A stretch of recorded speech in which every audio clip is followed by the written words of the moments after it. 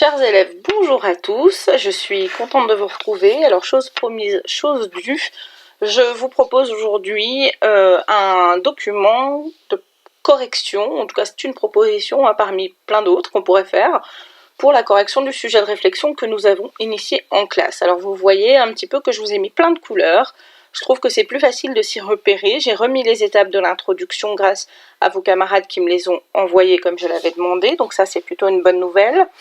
Alors, je vais commenter tout cela. Je vais vous montrer le document dans sa globalité. Voilà ce que ça prend. Il y a quelque chose donc qui doit tout de suite vous sauter aux yeux, c'est que j'ai 3 paragraphes qui commencent chacun par un alinéa, 1, 2 et 3. Que dans chaque paragraphe, j'ai pris le temps de mettre, s'il s'agissait de ma thèse, de mon argument, de mon exemple. Et vous voyez pour chaque paragraphe que la construction est la même. Je commence par la thèse, je donne mon argument, ensuite je donne mon exemple. Ça, c'est la première des choses. Il n'y a pas 50 façons de faire. Celle-ci est sans doute une des meilleures en termes d'efficacité. La deuxième chose que vous devez voir immédiatement, c'est que la thèse, finalement, ne prend qu'une ou 2 lignes. 3 dans le dernier paragraphe. L'argument aussi, très peu de lignes, 2, 3 lignes. Mais l'exemple nécessite d'être très développé. Finalement, c'est sur l'exemple, c'est par l'exemple que vous allez approfondir votre pensée et votre analyse, d'accord? Donc ça, c'est vraiment le point important. N'hésitez pas, évidemment, à utiliser tout ce qu'on a vu en classe, tous les textes qu'on a vus en classe, hein, c'est ce que j'ai fait là. Au moins pour 2 des 3 paragraphes, on pourrait utiliser d'autres œuvres qu'on a lues d'autres années. Alors, comme un roman, Daniel Pénac érige les droits du lecteur, hein, qui montre que la lecture revêt des formes de liberté. Ça, c'était notre amorce. On avait donc inséré le sujet, hein, en quoi la lecture peut-elle être source de liberté? Je vais agrandir un petit peu, ça sera plus simple. L'analyse du sujet était la suivante. La lecture désigne le fait de lire d'une manière générale, tout genre confondu. Roman, nouvelles, BD, articles, théâtre, poésie, etc. Alors, juste quand on me l'a envoyé, etc. C'est juste ETC point.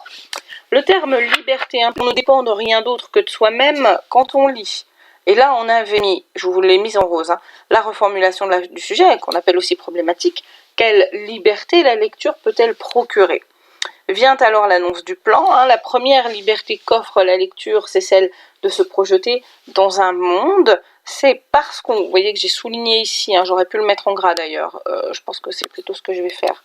Le mot outil, hein, c'est parce qu'on est dans ce monde que l'on est capable de ressentir des émotions. Ça, c'était ma deuxième partie, et j'embraye sur ma troisième partie. Par conséquent, ces émotions permettent au lecteur de se forger une opinion sur l'œuvre de l'écrivain et sur le monde. C'est ce qu'on appelle la liberté de penser.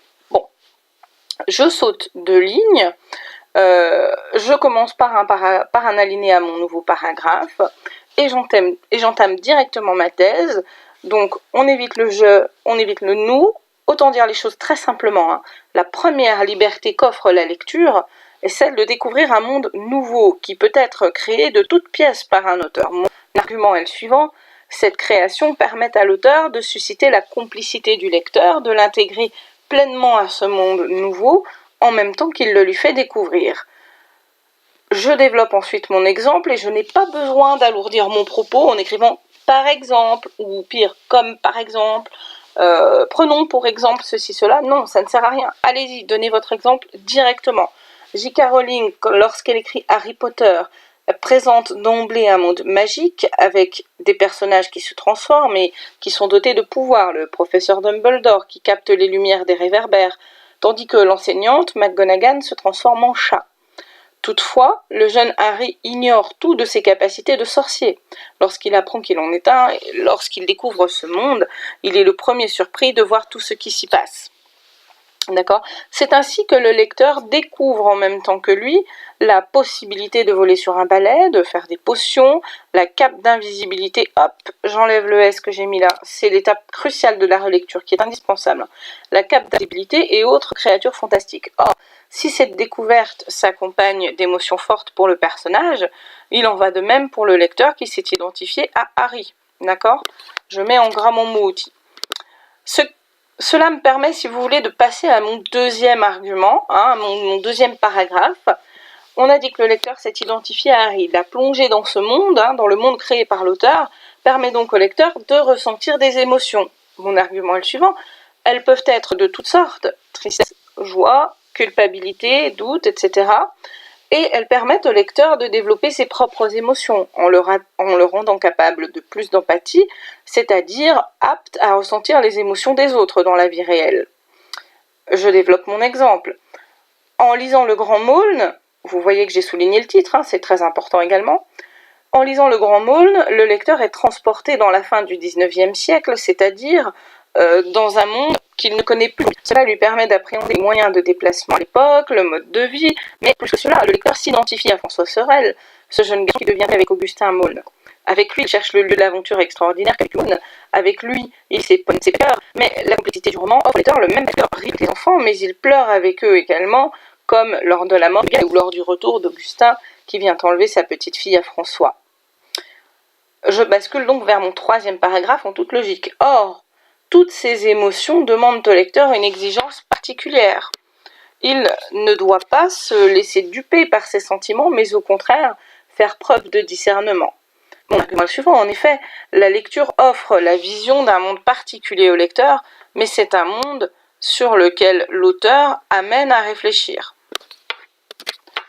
Je prends un autre exemple que l'on a travaillé en classe, lorsque Claudine Galéa rédige Rouge Métro, et là, ma relecture m'indique que j'ai oublié de vous souligner le titre, donc je le souligne. Lorsque Claudine Galéa rédige Rouge Métro, elle veut donner à voir la précarité des SDF en France. C'est pour cette raison qu'elle traduit leur discours et leur détresse. C'est pour elle une façon de sensibiliser le lecteur à une forme de misère qui perdure aujourd'hui. Le lecteur qui aura ressenti la détresse de ces personnes en lisant leurs paroles pourra alors éprouver une forme d'empathie pour eux et s'interroger sérieusement sur le monde qui l'entoure. Que faire pour les aider? Vous voyez, là je suis dans l'analyse de mon exemple. C'est la possibilité pour un lecteur de décider, par exemple, de s'engager dans une association d'aide aux personnes en difficulté. Je reprends simplement ici la conclusion pour vous montrer que je vous avais dit, idéalement, c'est en 3 étapes. Première étape, on répond à la problématique. Vous voyez, j'ai repris les couleurs de la problématique qui étaient en rose ici. Deuxième étape, on dresse un bilan qui correspond, j'ai mis la couleur de l'analyse du sujet, ça peut être ça. Et puis en dernière étape, on fait une ouverture. Alors mieux vaut ne pas faire d'ouverture qu'une ouverture maladroite à mon sens. Voici donc une proposition de conclusion. La question était la suivante. Quelle liberté la lecture peut-elle procurer? Je réponds.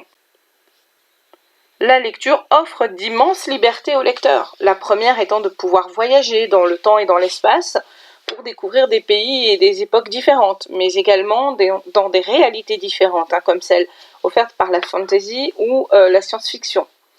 Une seconde liberté, parce qu'il y en a plein, une seconde liberté est celle de ressentir un panel d'émotions très large, rendant le lecteur capable de ressentir de nouvelles émotions. Et là, je mets ma chantilly sur ma coupe de glace, et le rendant plus sensible aux autres, au monde immédiat qui l'entoure, alors même qu'il ne lit que de la fiction. C'est très important. Comment la fiction, quelque chose qui n'est pas réel, peut enrichir une personne pour gérer sa vie dans la vie réelle. D'accord? C'est ce que je n'ai pas développé dans mon travail et que je viens rajouter, saupoudrer comme ça sur ma petite conclusion, en disant « Waouh, vous avez vu ça? Je ne l'ai pas mis, et je le mets maintenant, et ça fait son petit effet à la fin de la conclusion. À la fin du travail en tout cas. Je dresse un bilan. Ces sentiments provoqueront un goût ou un dégoût pour l'œuvre, car le lecteur n'est pas obligé de l'aimer. On rappelle que le sujet ne portait pas sur une antithèse. Il ne fallait pas dire pourquoi la lecture ça privait de liberté. Simplement, là on va avoir d'autres formes de liberté. Donc le lecteur n'est pas obligé d'aimer le livre qu'il a lu. Il peut choisir d'en arrêter la lecture. Il peut choisir de sauter des passages de l'œuvre. Ou, comme s'y prêtent parfaitement les recueils poétiques, de choisir de lire seulement quelques extraits. Enfin, en guise d'ouverture, je vous propose la réflexion suivante. Pour toutes ces raisons, nombre d'œuvres littéraires ont donné naissance à des œuvres d'art, qu'il s'agisse de tableaux, de films, de musique.